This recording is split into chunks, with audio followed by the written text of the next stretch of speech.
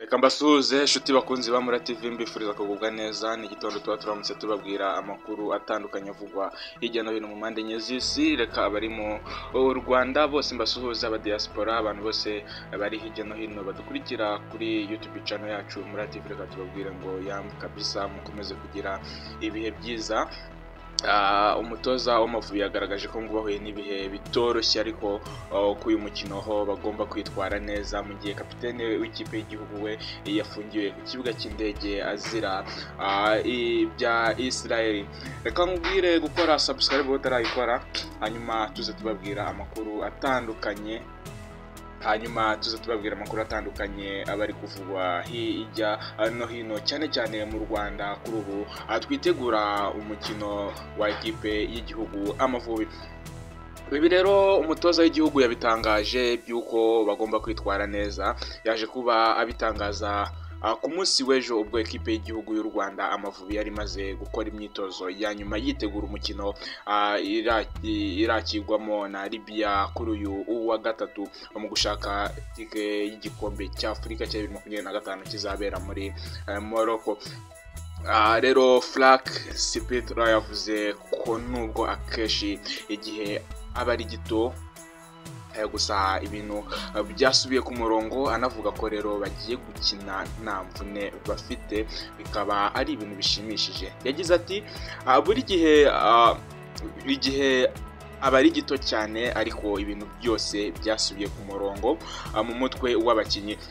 Uyu munsi rero twakiriye abakinnyi bacu ba nyuma, ariko sinzi neza niba ari byiza ko umukino wacu wa mbere, ariko ndatekereza ko ekipe yiteguye neza nta mvune dufite. Rero ndatekereza ko ari ibintu bishimishije ku mukino w'ejo. Yakomeje rero avuga ku kibazo cya kapitene w'Amavubi Bizimana Djihad yahuye nacyo agafungirwa ku kibuga cy'indege azize kuba muri passport ye harimo visa ya Israel. Ati ni ibintu bitoroheye kapitene wacu rwose, ni ibintu bikomeye cyane nyuma y'urugendo rurerure kuturusha, kandi natwe twahejejwe ku kibuga cy'indege isaha imwe, noneho we yajyanywe no muri gereza kandi nta mpamvu. Uyu mutoza rero yavuze ko badakwiye gusubiza amaso inyuma, ahubwo bagomba gukora uko bashoboye bagakora byiza. Ati ntabwo dukwiriye gusubiza amaso inyuma, tugomba kureba imbere. Ntidushobora guhindura ibintu, rero tugomba kugerageza uko dushoboye kose tugakora ibyiza. Umutoza w'Amavubi rero yaje kuba avuga ko bishoboka ko Libya irabifite abafana benshi cyane, ariko akunda guhangana n'ukomeye bitewe n'uko kubona amanota bitajya byoroha.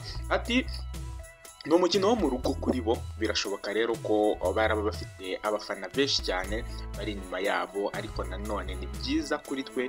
Ngiye ushimishwa n'umukino utoroshye ndetse no guhangana n'ukomeye, kandi niko bizahora kuko ntabwo byoroha kubona amanota, rero tugomba kuyarwanira twese. Yasoje avuga ko rero intego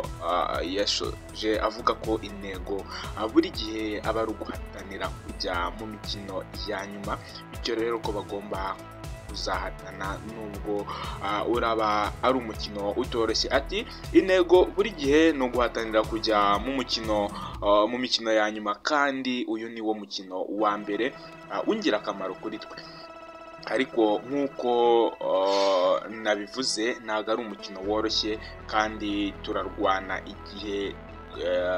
turarwana cyane kugira ngo tubone umusaruro mwiza, ndetse noneho tuzaba turi mu bihe byiza nidusubira i Kigali, nubwo tuzahura na ekipe ikomeye mu rugo.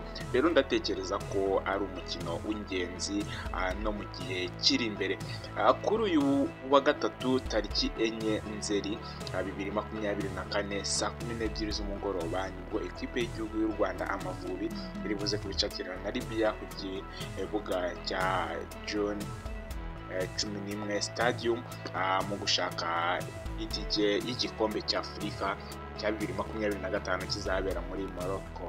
Hanyuma rero nuko byifashe ku ikipe y'Amavubi, nuko rwose ibintu byifashe.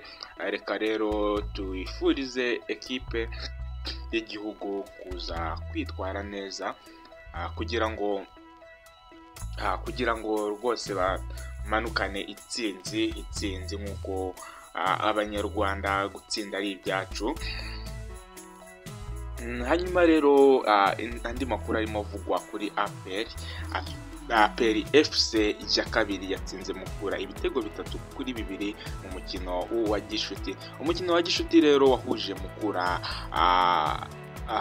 Victory Sport na APR FC kuri Kigali Play Stadium warangiye APR iwitwayemo neza. Rero APR yari yakiriye Mukura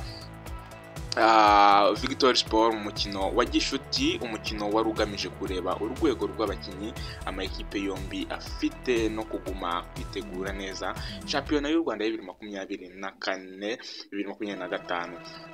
Aha rero byaje kuba birangira ubwo APR FC yazaga kuba itsinda ibitego 3 k'uyu mukino. Byaje kurangira APR FC ibitwayemo neza cyane, aho byari ibitego 3 byose ku bitego 2. Birangira rero umukino wa gishuti APR FC ibitwayemo neza. Nuko rero byifashe basketball. U Rwanda rwasubiriye Afurika y'Epfo no mu gikombe cy'Afurika cy'ingimbi.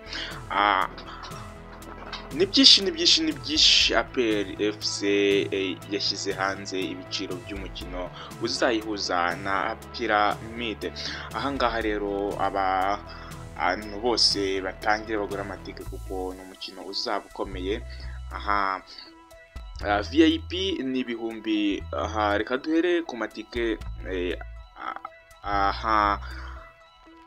hagabanyije muri ibyiciro 6. Ahasanzwe hejuru ni ibihumbi 2, naho rero ahasanzwe hasi hakaba ari ibihumbi 2, naho mu gihe VIP ni ibihumbi 10 by'amafaranga y'u Rwanda, naho VIP ni ibihumbi 30.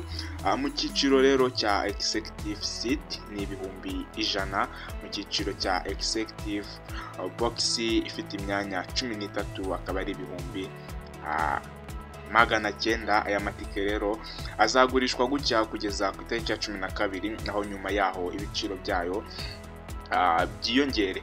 Kuyagura rero no gukanda akanyenyeri 939 urwego, ubundi ugakurikiza amabwiriza. Ekipe ya APR FC rero yageze mu ijonjora rya kabiri rya CAF Champions League nyuma yuko isezereye Azam FC mu ijonjora ryibanze. Ni byinshi rero, reka tubararikire kuza gukurikira amakuru yacu y'imikino y'ubutaha. Ni byinshi biri kuvugwa, ndakurarikira kutaza gucikwa n'amakuru yacu arimo agenda avugwa hirya no hino. Turabakunda cyane rero, ciao ciao.